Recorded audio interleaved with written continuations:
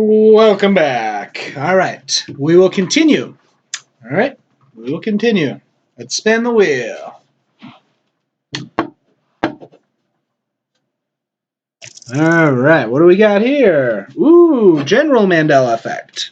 General Mandela Effect. Okay. All right, so now with this, I've obviously talked a lot about Mandela Effect in the past, if you're familiar with my channel. But yeah, these are things that either I haven't talked much about or didn't talk about at all. So yeah, so hopefully this is some things that that are new for you, or at least things that'll make you think about life a little bit differently. Hopefully better. So okay, so here's an example. Here's an example of personal Mandela effects that happen to people. I don't have any of these specifically because, quite frankly, except for rare circumstances, I'm not going to remember the year I watched a movie when it first came out on film. Obviously, I could probably backtrack and come up with some. But yeah, nothing off the top of my head or nothing that I think about. But there are people out there who remember a movie coming out on a certain year, and this would be earlier. So they remember the movie coming out like on a certain year, but yet in this timeline, the movie didn't come out till a year or 2 years later. It's usually within a year or two. There are going to be plenty of examples where people are saying this where it's like a mistake or they didn't remember it right. But what I'm talking about is the people who are freaking out because they have what I would call a complementary memory. Like they know what grade they were in when they went to the movies and saw it. They remember which friends they had that year, which teacher they had. So there's no way around it. Or they moved from one state to another, but they watched the movie with their friends from the old state, and now the movie allegedly didn't come out till after they already moved to the new state. You see what I'm saying? Complementary memories for a movie that so movies, the year they came out is shifting around. That's harder to catch. All right, let's spin that wheel. See what we got. Spin that wheel. All right. Survey says critics, Mandela effect critics.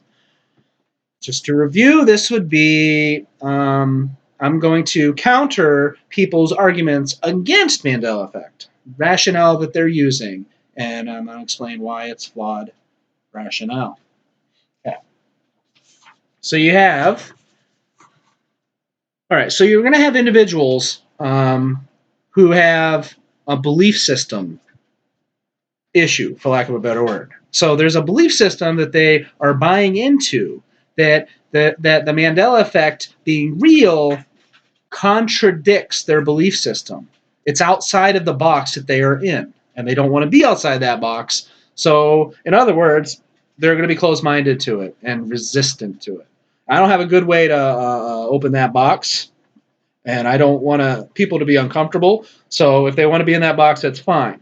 But just think of let's say you go back to your days in school, and let's say you have this cool idea, but it might involve looking a little bit like a dork, and then the cool kids are like, "Oh, you're so stupid," something like that. There's no way. What the hell?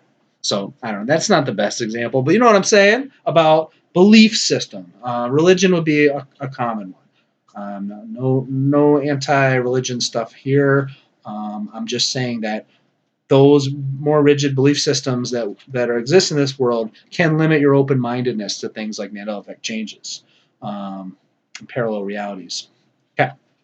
Also, there's going to be those who have arguments against Mandela effect, but they are what is coined a I don't even want to say it. I'm not even going to say the label. But people who get paid to state opinions that they may or may not believe in, but they get paid to do it, or there's an agenda, there's a reason why they are presenting that way. So, these people might go to different Mandela effect pages or flat earth pages and have these counter arguments, and they're trying to identify reasons why it's not real. I'm not gonna specify how I can discern these folks, but you just give them sound logic, and they usually don't have much to say about it. But yeah, so I guess I'm just saying, be aware that there's going to be people saying Mandela effect's not real, no way, and this is why. But they might not even believe that. They're just playing a role for a reason, financial or otherwise. All right, let's spin the wheel. Let's see what we get. All right, we have Mandela effect critics. That's fine. Once we run out of a category, I'm going to move. If I landed it again, I just move one to the right. All right. So Mandela effect critics. We'll get another one here. Okay. This actually will be the last one on critics for this series, at least for these episodes here. Okay. So you have people that say, now this one's really easy. This one's really easy. People say that, oh no, that had recently changed. That they changed the labeling, the packaging. It's just new packaging. But we're talking about this Mandela effect change because all the old versions match the new version. In other words, it's always been this weird new way. In this timeline, the Fords always had that curly Q thing. The Volvo always had the male symbol. So yeah, so if someone's like, oh no, that's just a recent change. Easily, it can be easily explained that you look up the old versions, it's always been this way. So that's a very weak argument. You don't really hear that much anymore. It's becoming pretty obvious that that's just a foolish argument. And then one of my favorites, it's impossible. The Mandela effect, these changes. It's like the bad memory argument. Well, bad memory argument / it's impossible. Okay, you're saying it's impossible. There's a lot of reasons why you're saying that. But regardless of the reasons, if you really think it's impossible, okay, then you're not open-minded enough to even conceptualize it. Now, if you're saying it's highly unlikely, fine. Then we can maybe find the lowest common denominator and work from there. It's absolutely impossible, 100%. I won't. That's it. End of story. Well, you've discredited yourself. So just by having that stance, you discredited yourself. Okay, so that takes care of critics for now. That takes care of critics. Okay, so we spin the wheel, and it's not critics. It moves one to the right, and we'll do that other category because there is no more Mandela effect critics information left for today. All right, we get general Mandela effect. General Mandela effect. Okay. Bear with me for a second. Again, these are things that I haven't really talked much or at all about Mandela effect in any of my other videos. There will be some overlap, but not much. Okay, this one's kind of interesting.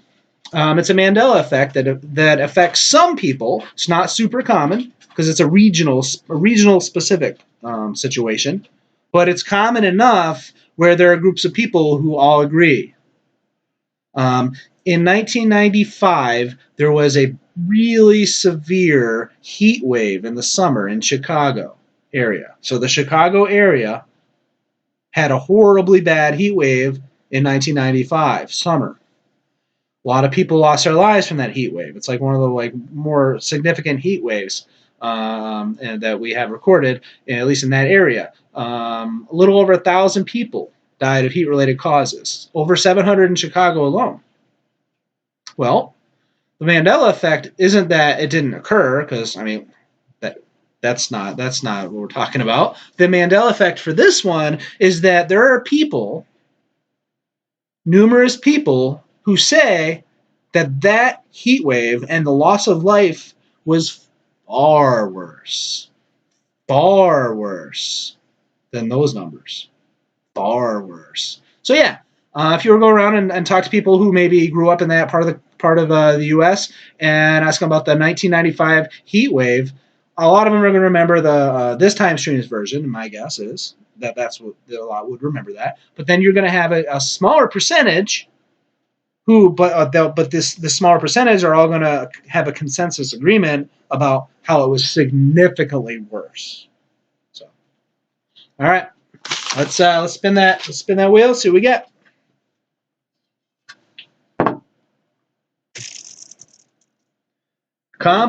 Complementary memories. All right, complementary memories. All right, so I've covered this before, but it's a complementary memory, and there's not a whole bunch of them, so each one stands alone and is important in its own relative way. So the Bahamas and their closeness to Florida. How do I know? How can I be super confident that they weren't anywhere near where they appear now on any map you can find? Well, I now this one is not as crystal clear as some of the others, but it's still pretty compelling, I think, that it was a different location. That those islands were at a different location from what I experienced. I used to want to go and visit some of these islands, going to the Bahamas, going to Aruba. Oh yeah, that would be awesome. Generally speaking, it's just a financial reasons. I'm not going to be traveling the exotic islands. Much more relevant things to spend my money on. But yeah, if I had plenty of extra money, go to the islands, sure, that would be fun. But I remember thinking to myself, if I ever did go to any of those tropical islands, I would have to take a cruise, rather long, not long cruise, but a cruise, or fly. Now, there was no, I had no awareness whatsoever that I could just travel to Florida and then just take like a little ferry, a little short little trip to these nearby islands that are just off the coast. It would have been a long, like week-long cruise or a flight. It was just, and then the hurricanes. I used to watch the hurricanes coming up to approach the eastern seaboard of the U.S. and they're all those islands in the way. Man, all those hurricanes that I've seen the news footage for and the reports. I don't I don't remember the islands getting their asses kicked by the hurricane right before it hit Florida. It was open ocean. It would hit like Haiti and Dominican Republic, Puerto Rico, maybe Cuba, but not all these tropical Bahama islands. So not the most that wasn't the most compelling one, but and then on a side note, I have a video as well about the Panama Canal. And the Panama Canal, I remember when I was first able to study it up close on Google Earth, just like when I looked at the pyramids right away, when I Google Earth Street View and Google Earth in general, I was like, yeah, I was looking at the pyramids. Well, I looked at the Panama Canal. I wanted to see what it would be like to be a ship traveling through it. It went east to west, not north to south like it does now. It went east to west. I clearly remember zooming in and pretending I was a ship traveling and checking it out. It was east to west. All right, so and that's a wrap for complementary memories. If I land on that on the spinner, I'll just move to the next category to the right. Okay, we're going to do one more spin for this segment. All right, we get maps. Maps. All right, cool. So we're gonna do the maps here. Okay. Again, these are examples that I haven't necessarily been talking about before on my videos. Maybe a little overlap, but generally this is new information with regard to what I've talked about. Okay. Portugal. There are people who say that Portugal has changed. And they're not talking about like the shape of the coastline looking funny or it's like oriented different. They're saying it was not connected to Spain. Now I've always known Portugal to be, the end of the edge of Spain. It was right in there. So that's what I remember. But there are plenty of people who do not remember Portugal being connected to Spain at all. Also, Poland. There are people who are like in shock at the size of Poland.